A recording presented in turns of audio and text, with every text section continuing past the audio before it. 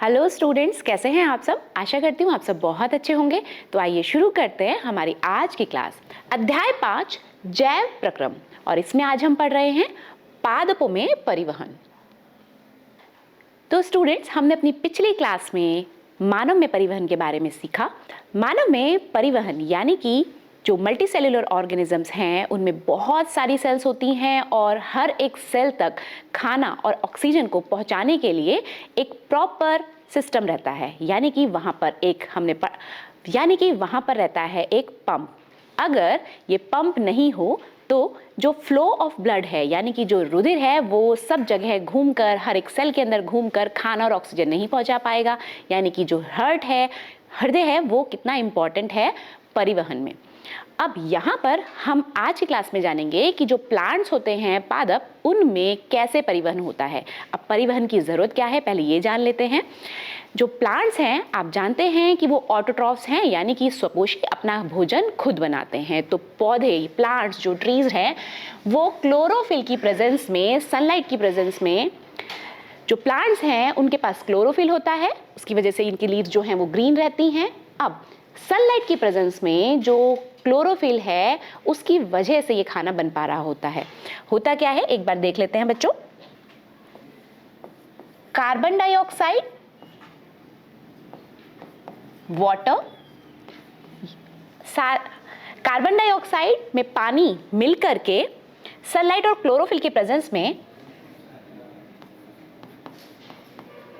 Glucose का निर्माण करता है और साथ ही बनता है ऑक्सीजन और साथ ही बनता है पानी। तो यहाँ पर कार्बन डाइऑक्साइड, पानी मिलकर के ग्लूकोज बना रहे हैं और साथ ही बना रहे हैं पानी और ऑक्सीजन। अब जो ये कार्बन डाइऑक्साइड है, ये मिल रही है एनवायरनमेंट से, जो एयर है नॉर्मल, उसमें से कार्बन डाइऑक्साइड को लीव्स जो हैं अपने स्टोमेटा यानी कि पोर्स, रंध्रों के थ्रू इसको एब्जॉर्ब कर लेती हैं। कार्बन डाइऑक्साइड प्लांट को मिल चुका है। सन ऑलरेडी स्काई में प्रेजेंट है, तो वहां से सनलाइट भी आ रही है।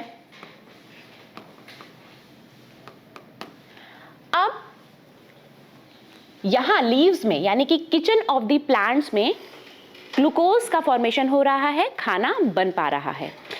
लेकिन साथ ही आप यहां ध्यान दें कि जो पानी है वो प्लांट्स को कैसे मिल रहा है। प्लांट्स को पानी बच्चों, ये जो रूट्स हैं प्लांट्स और ट्रीज की, यहां से मिलता है जमीन से। तो जमीन के अंदर वाला भाग जो प्लांट का रहता है, यानी कि रूट्स, वो करती हैं वाटर का एब्जॉर्प्शन और साथ ही करती हैं और मिनरल्स का भी एब्जॉर्प्शन, जिसमें कि नाइट्रोजन, फास्फोरस और भी अलग कोई मिनरल्स भी यहाँ पे जरूरत होती है, तो मैग्नीशियम वगैरह, वो भी पानी के साथ ही जड़ों द्वारा एब्जॉर्ब कर लिए जाते हैं और प्लांट में ऊपर भेज दिए जाते हैं लीव्स तक। जो छोटे प्लांट्स हैं, यानी कि एग्जाम्पल के लिए हम ले सकते हैं एल्गी।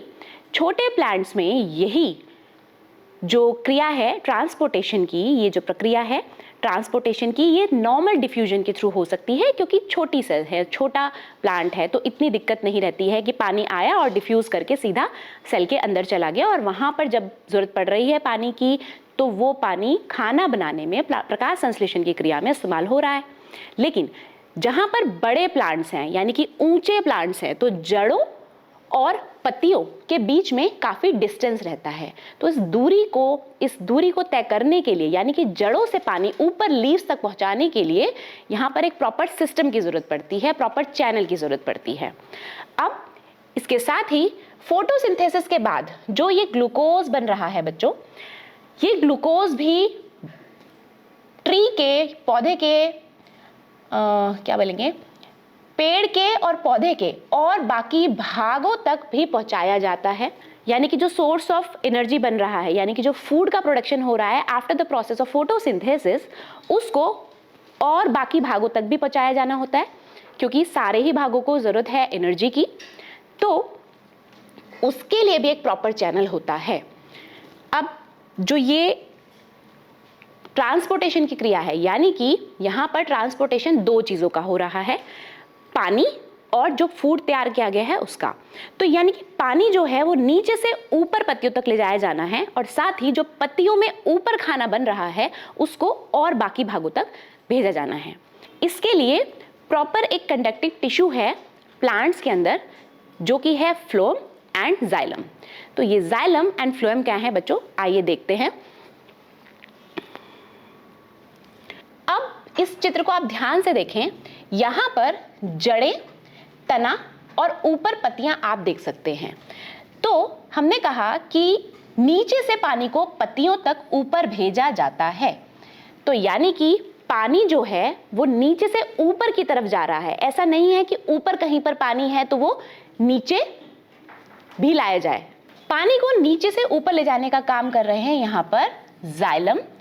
ये इस तरह का कंडक्टिंग टिश्यू है कि नीचे से पानी को ऊपर ले जा रहे हैं। तो हम क्या कह सकते हैं कि ये यूनिडायरेक्शनल है, कि सिर्फ एक ही डायरेक्शन में पानी को ऊपर ले जाया जा रहा है, ऊपर से नीचे ये काम नहीं करती हैं। पानी को नीचे से ऊपर ले जाने वाली कौन से सेल्स हुए, जाइलम। अब यहाँ पर फूड जो ऊपर बन रहा है, अब उसको पौधे के और भी भागों तक ले जाया जाना है, लेफ्ट राइट। यहाँ पर अगर खाना इस वाली लीफ पे बन रहा है तो हो सकता है ऊपर कहीं बड हो, कोई कलिकाएं हो तो उसको भी भोजन पहुंचाना है। तो खाना जो है वो बाई डायरेक्शनल, यानी कि फूड का जो ट्रांसपोर्टेशन है वो बाई डायरेक्शनल भी हो सकता है।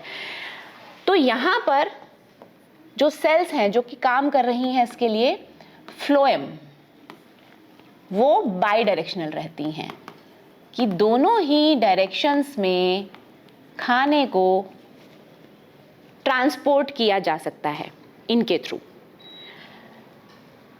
तो एक बार यहां से रीडिंग ले लेते हैं। जाइलम जो मृदा से प्राप्त जल और खनिज लवणों को वहन करता है। तो जाइलम क्या है, ये मृदा से प्राप्त जल और खनिज लवणों को वहन करता है, यानी कि जल का और खनिज लवणों का ट्रांसपोर्टेशन किसके थ्रू हो रहा है, जाइलम के थ्रू। दूसरा है फ्लोएम। अब ये पत्तियों से जहां प्रकाश संश्लेषण के उत्पाद यानी कि फोटोसिंथेसिस की जो प्रोसेस हो रही है लीव्स में, वहां से अन्य भागों तक वहन करता है। किसका वहन कर रहा है, पाद, यानी कि फूड, भोजन, जो भोजन बना रहा है पत्तियां, उनको ये ट्रांसपोर्ट करता है अन्य भागों तक, यानी कि प्लांट्स के सभी भागों तक खाना पहुंचाने की जिम्मेदारी किसकी है, फ्लोएम की। हम इन ऊतकों को रचना विस्तार से कक्षा 9 में पढ़ चुके हैं। तो बच्चों क्लास 9th में हमने इन दोनों टिश्यूज के बारे में अच्छे से पढ़ा है। जाइलम ऊतक में जड़ों, तनों और पत्तियों की वाहिनिकाएं तथा वाहिकाएं आपस में जुड़कर जल संवहन वाहिकाओं का एक सतत जाल बनाती हैं, सतत जाल बना रही हैं।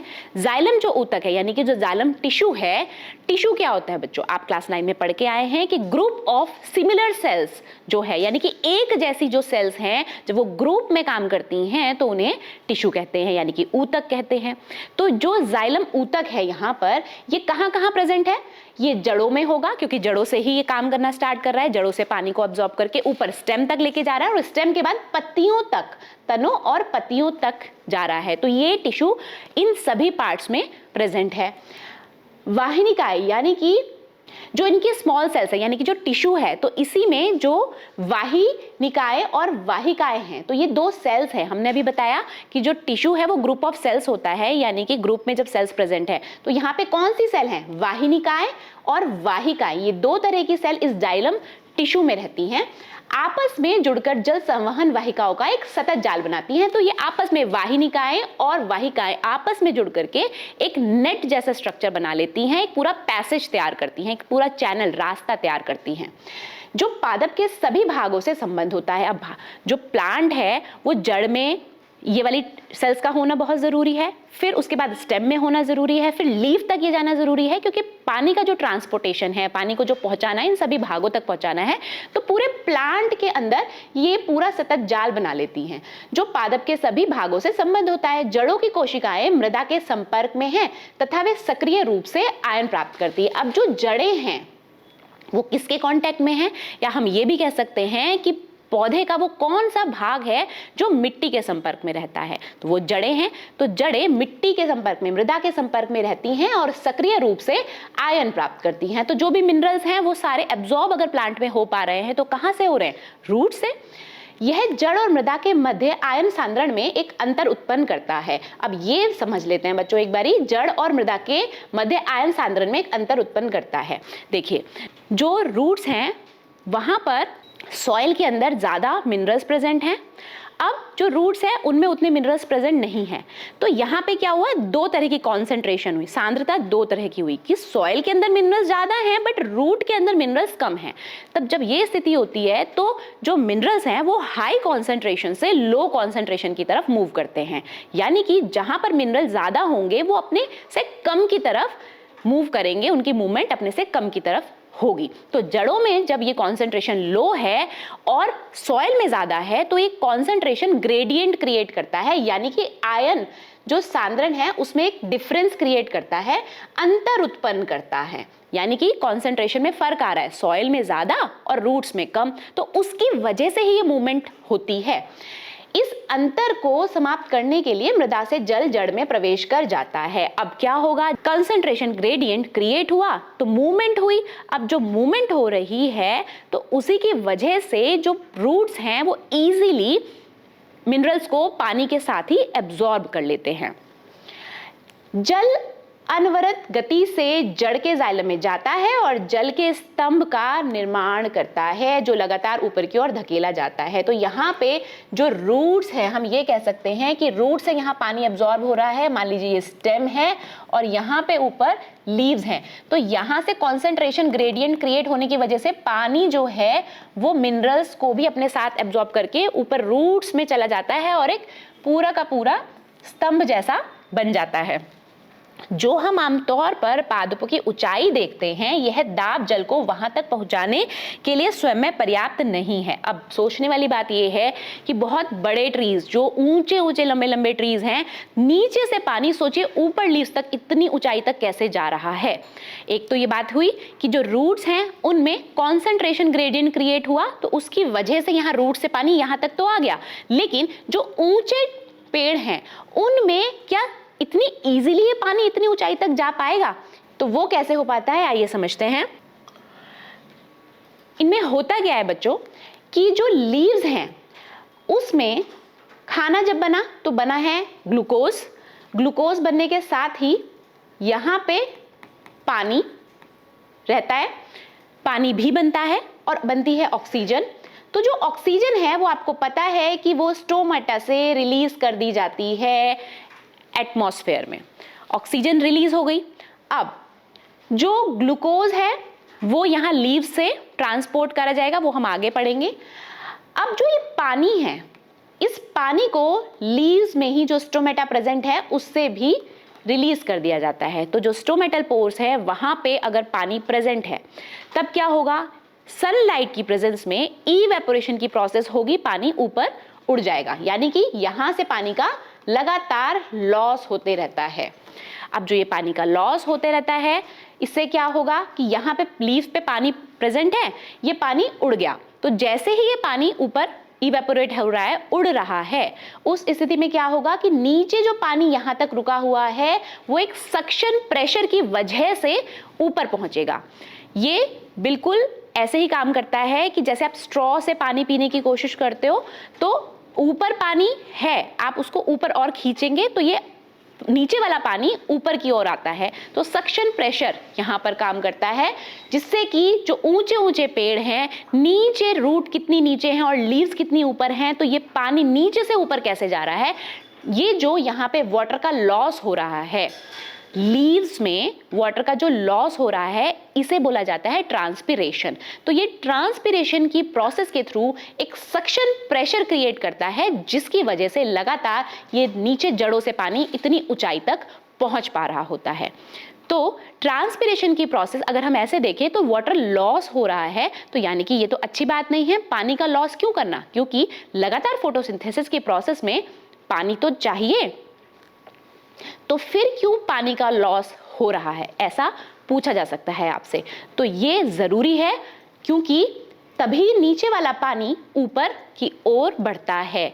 लगातार प्लांट को पानी की जरूरत पड़ेगी, तब इतना पानी काफी नहीं रहेगा जो यहाँ पर है, नीचे से रूट से ऊपर पानी आना जरूरी है। तो ट्रांसपिरेशन की प्रोसेस से जो सक्शन क्रिएट हो रहा है उसकी वजह से लगातार लीव्स को पानी जड़ों से मिलता रहता है जाइलम टिश्यू के थ्रू।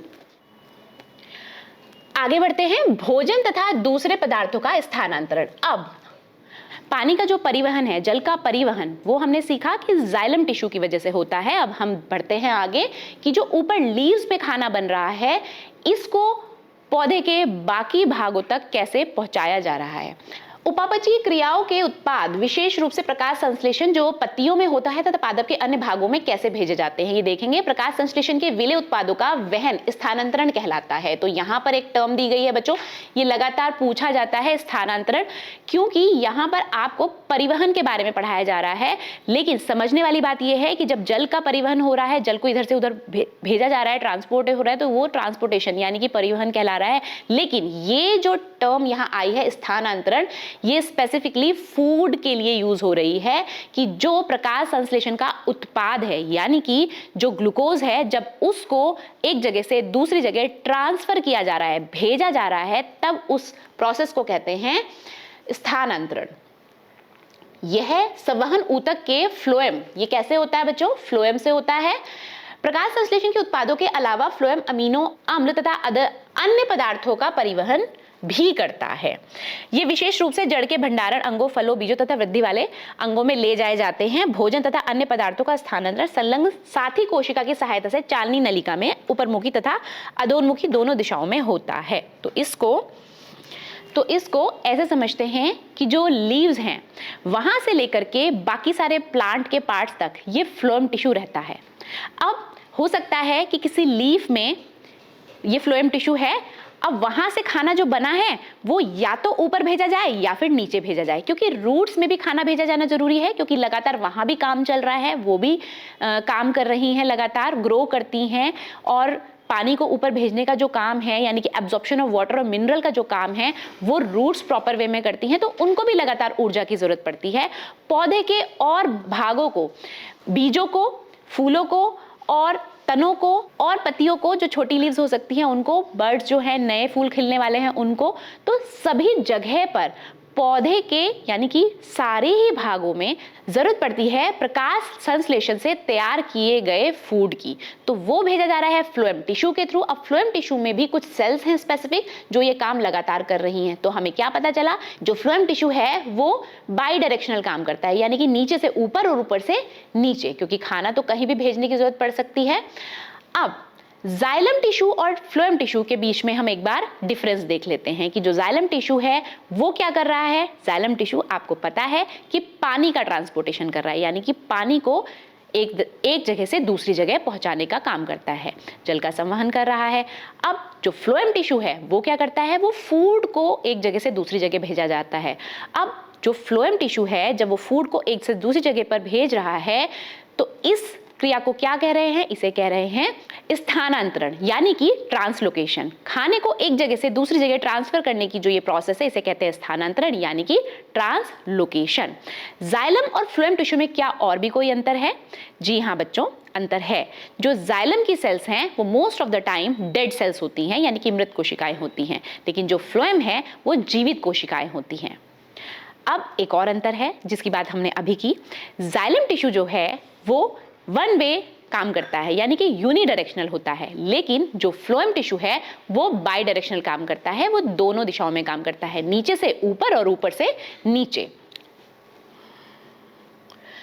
जाइलम द्वारा परिवहन, जिसे सामान्य भौतिक बलों द्वारा समझाया जा सकता है, से विपरीत फ्लोएम द्वारा स्थानांतरण है जो ऊर्जा के उपयोग से पूरा होता है। सुक्रोज तरीके पदार्थ फ्लोएम ऊतक में एटीपी से प्राप्त ऊर्जा से ही स्थानांतरित होते हैं। अब यहाँ पर एक चीज और है, जो जाइलम टिश्यू है ये कैसे काम कर रहा है। जाइलम टिश्यू पानी का जो ट्रांसपोर्टेशन कर रहा है नीचे रूट से ऊपर की ओर, ये कैसे करता है? ये करता है कि रूट्स में पहले कॉन्सेंट्रेशन ग्रेडियंट क्रिएट होगा मिनरल्स की वजह से, और वहां से रूट्स इसको, पानी को और मिनरल्स को एब्जॉर्ब कर लेंगी कॉन्सेंट्रेशन ग्रेडियंट की वजह से, यानी कि जो कॉन्सेंट्रेशन में डिफरेंस है उसकी वजह से। दूसरा, सक्शन प्रेशर यहां काम करता है। तो एक मैकेनिकल वे में काम करता है कि एक प्रेशर क्रिएट हुआ, उसकी वजह से पानी ऊपर की ओर गया। अब बात करते हैं फ्लोएम में। फ्लोएम में जो ये ट्रांसपोर्टेशन ऑफ फूड हो रहा है, यानी कि एक पत्ती से बाकी जगह पे खाना पहुंचाया जा रहा है, ये कैसे पॉसिबल हो पाता है? यहाँ तो कोई प्रेशर नहीं लग रहा है, यहाँ पर कोई कॉन्सेंट्रेशन ग्रेडियंट नहीं है। तब हम ये कहेंगे कि यहाँ पर एनर्जी की जरूरत होती है, यानी कि एटीपी फॉर्म में एनर्जी का यूटिलाइजेशन होता है। खाने को एक जगह से दूसरी जगह भेजे जाने के लिए, कोई भी काम करने के लिए कुछ तो लगेगा कि हाँ, किस बेसिस पे ये काम हो रहा है, मूवमेंट हो रही है तो किस बेसिस पे हो रही है। तो यहाँ पर फ्लोएम में जो फूड की मूवमेंट हो रही है उसके लिए खर्च होते हैं एटीपीज, यानी कि ऊर्जा लगती है। यह फ्लोएम को पादप की आवश्यकता के अनुसार पदार्थों का स्थानांतरण कराता है, यानी कि जो फ्लोएम है वो पौधे में किस जगह पर फूड की, भोजन की आवश्यकता है उसके हिसाब से ही जो खाना है उसका ट्रांसलोकेशन कराता है, यानी कि स्थानांतरण कराता है कि जहां भी जरूरत है वहां पे फूड को भेज दिया जाए।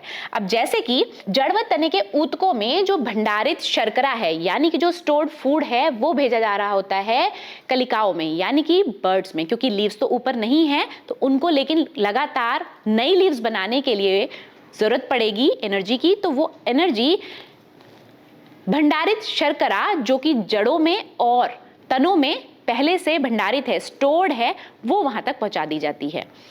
तो बच्चों, आज की क्लास में बस इतना ही। मिलेंगे अपनी नेक्स्ट क्लास में, तब तक के लिए टेक केयर।